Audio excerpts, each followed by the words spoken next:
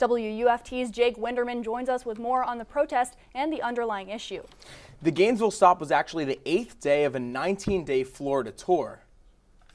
Last year, the bloodstained men held 60 protests nationwide. Today, they brought their message to 34th and Archer.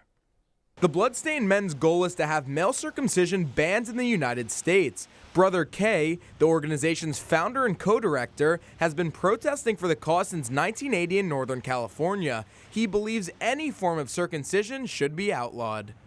I think that people who understand what female circumcision is and how destructive that is have to do some research into male circumcision and understand that it is just as destructive and criminal as female circumcision is.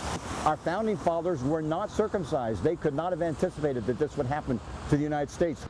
The protest was placed here on 34th Street in Archer for maximum optimization. As you can see, hundreds of cars pass through this area every single day, giving the protests the biggest opportunity to have the most people see what they're doing for their cause. The protesters often cite an advocate who claims more than 100 deaths per year. The CDC and the American Academy of Pediatrics disagree. The CDC says male newborn circumcision is useful to prevent STIs later in life.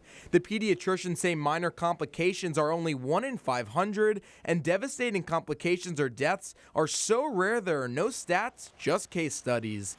Some of the protesters were circumcised as newborns, but didn't realize until their teenage years that there was such a medical procedure. I first became interested when I realized that I'd been cut when I was 16, so a long time ago. And I realized that somebody had damaged my body without my consent, and I was furious.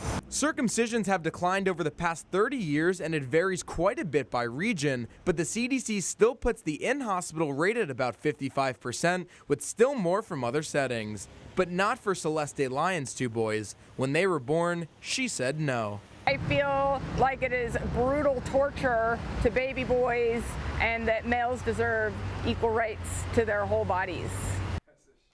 A few years ago, the American Academy of Pediatrics shifted its stance to positive for neutral while pointing to the research showing reduced risk of STIs, genital warts, and even prostate cancer. The doctor stopped short of a recommendation, saying the decision remains a family matter. Jake Winderman, WUFT News.